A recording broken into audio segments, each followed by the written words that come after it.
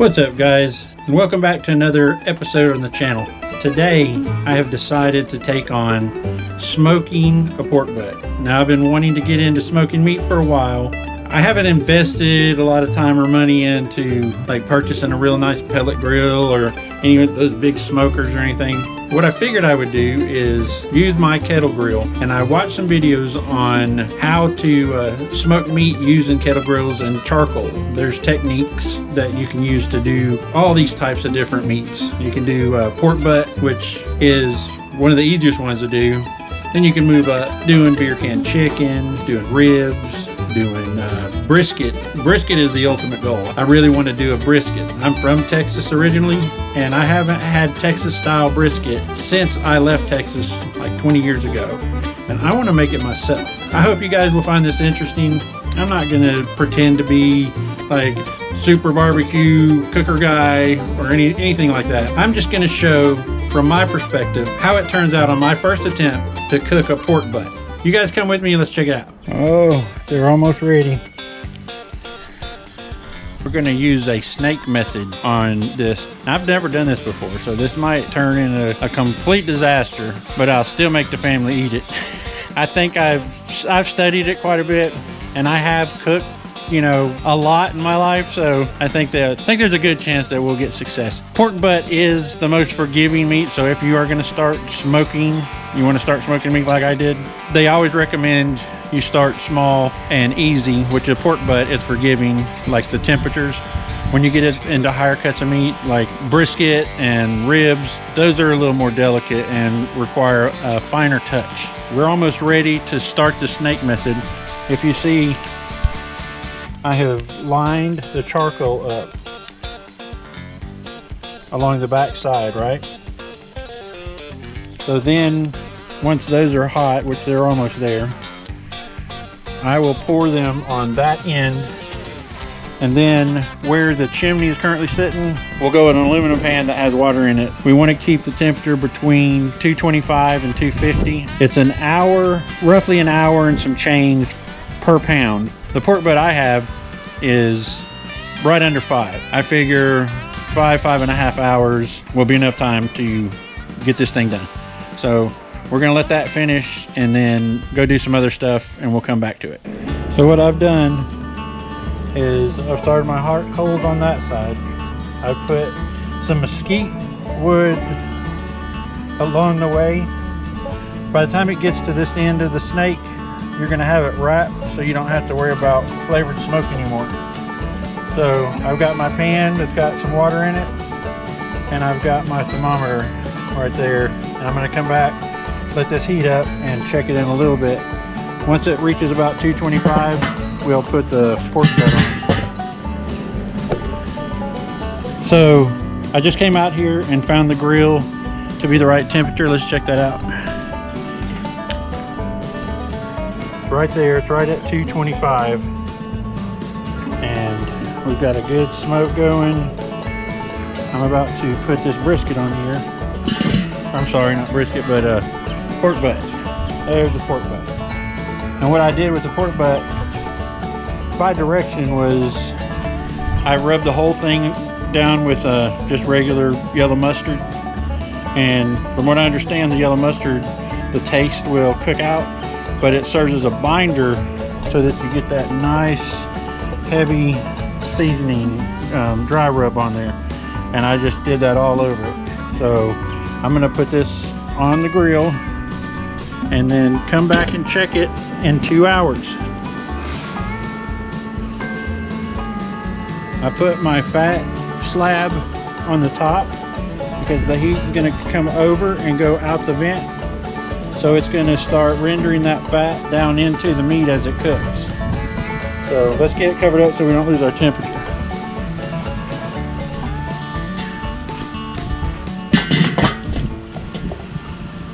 Been 2.5 hours, and we're coming out here. We're going to check this pork butt. What we're looking for is 160 degrees, and we're also going to see how much of our charcoal is burnt, because we know once we wrap it, we got to bring it up to like 195 to 200. So it's going to have to cook for two more hours probably after we wrap it. So we'll make that judgment based on how much charcoal's. Oh boy, look at that. So that thing's looking good. Look at that bark on there. So our charcoal has burned about 3/4 of the way, so yeah, we're definitely going to have to add more to that. But once we go wrap the meat and take it off, I'll pull the rack off and add more. Let's see what our temperature's at.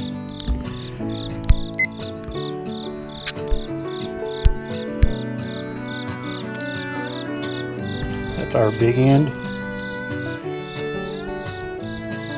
We're at 156, so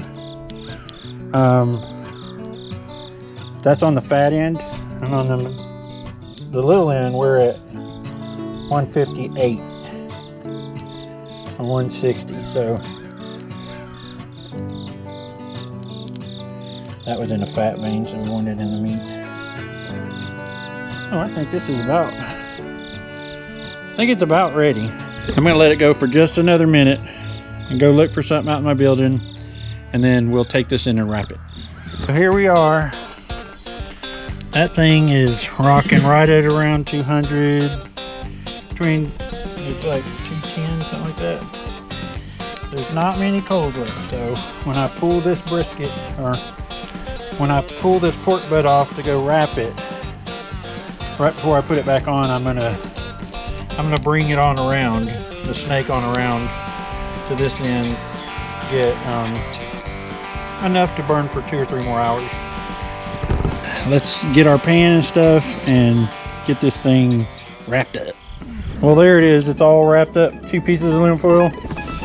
I probably should have told you, showed you, or took you in there with me when I was wrapping it, but I squirted it with a squirt bottle that had half water and half apple cider vinegar in it. And I just liberally squirted it down to make it wet. And then I wrapped it in 2 pieces of aluminum foil. What we're going to do now is we're going to add some more charcoal, because that's almost completely cooked off and gone. So let me do that real quick.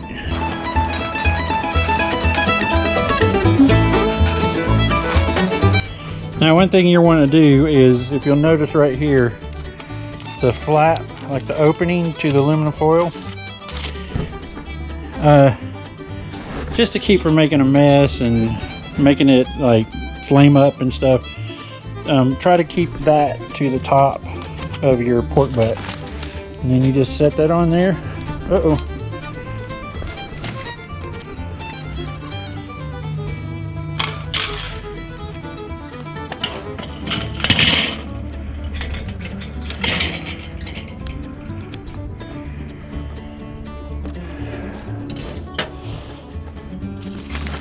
So you just set that on there, right where it was.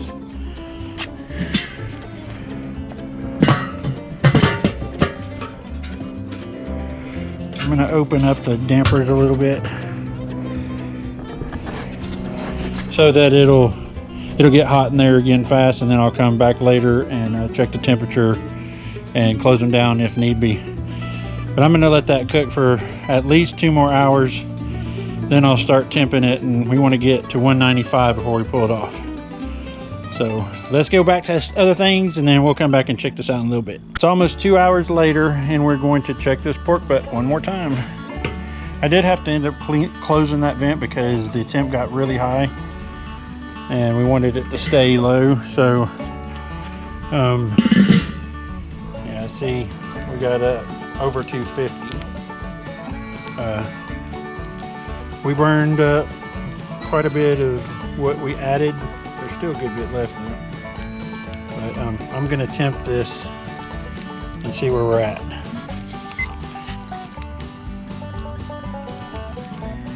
Ooh, we're at 190.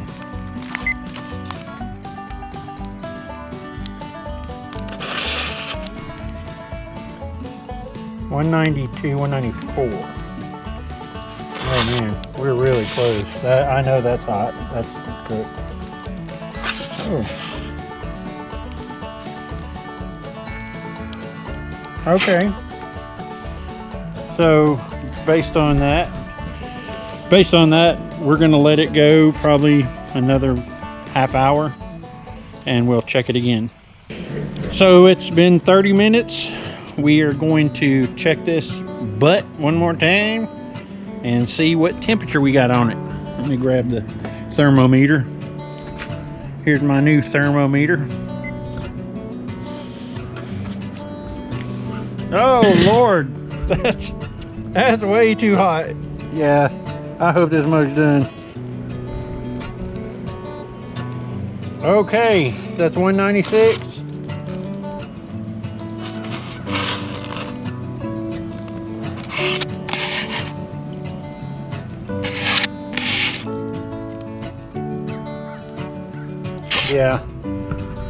Yeah, we're gonna call that done because daggum, it's probably because the snake is right underneath the thermometer.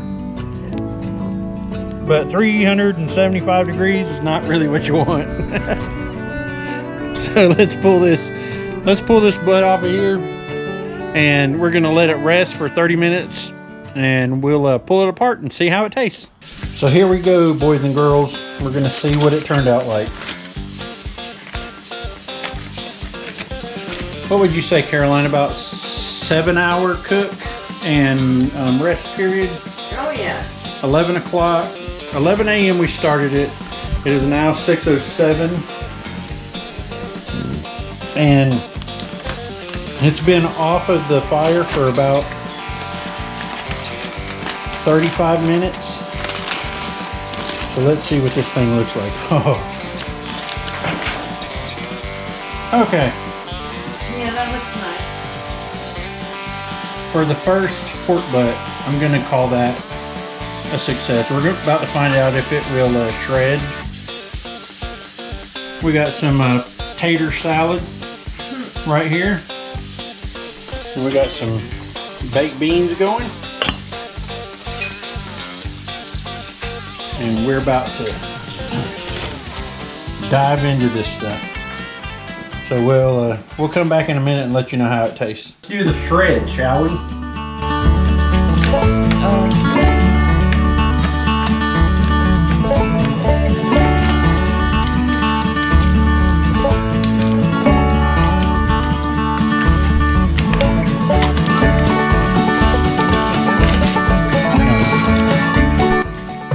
So here we are. We finally have the final product. I think it turned out pretty well. Oh, it's delicious. I think it turned out pretty well considering first time ever cooking a pork butt. It took what, 7 hours? Yep. It took about 7 hours. Excuse my hair. It's been in a hat all day. But it turned out pretty tender. It's got a good taste. It's moist. And it's Mimi approved, so that's all you need to know right there. You don't even need sauce on it. You really don't. It's got a lot of flavor to it. Look at that plate. That's tater salad and baked beans and some pork butt. But guys, thanks for coming along with my first attempt at pork butt. We're going to do more like this. And just hang around and we'll see you on the next video. Bye.